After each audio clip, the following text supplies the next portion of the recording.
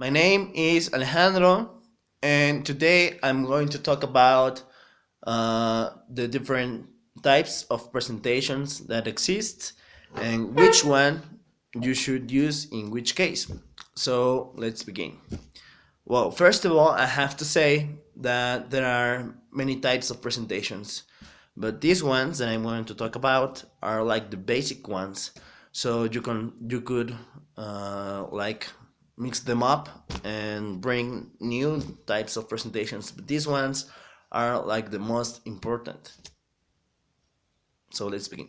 Well, the first one is the informative presentations. You use these kind of presentations when you have to talk about operations or process or rules and stuff, very like very technical information. So you should use these type of presentations, but at the same time the informative presentation splits in two parts: the explaining and the reporting presentations. So of course the reporting presentations is used when you give information that is already uh, like set up. So you only would explaining information that already happened. I don't know how to explain this. And the explaining part is when you have to be like very when you have to give information in a very more structured way, to talk about operations or procedures and stuff.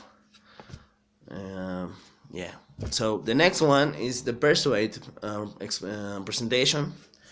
You use this one when you have to motivate people, or you have to make people to decide something or to make something.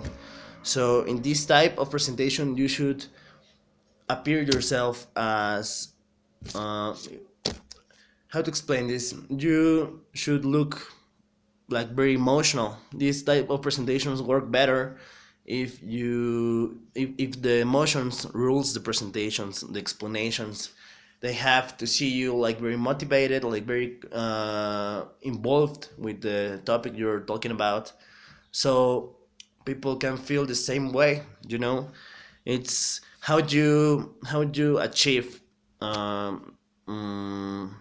the goal of these presentations. How would you persuade people of, I don't know, like if you were talking about taking care of homeless dogs or homeless people, if you want.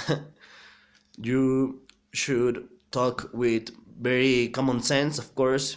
You should have charisma. You should have, I don't know. You should talk with very. You should be very logic, so people can understand you, because this is not about process. This is not technique things. These are like very human things, and people have to get involved with it. Have to feel identified with you. You know. So that was the persuade presentation. And there's another one which is goodwill presentation, which is more informal. It's like the type of talk you should use if you want to break the ice, if you want to make people feel comfortable. You see these types of presentations all the time in like awards shows and these types of programs. They always say like a very silly joke, and so people can laugh about it and then move on with the important thing, like the awards. Yeah, excuse me. And then these are like the three most important types of presentations. And the multi-purpose presentation obviously is like a mix of two or the three types of presentations. Maybe you want to persuade people. Let me think about it. You could mix the informative or persuading presentations. so people can, I don't know, you could explain about the process of how you make coffee, and eventually at the end you could try to persuade people to buy coffee, or maybe you have a coffee brand. I don't know what am I talking about. Well, anyway, uh, these are like the most important presentations, but also there are like the instructional presentation, the rousing presentation. uh, when you have to decide how you have to show yourself so people can get like involved with the topic you're talking about.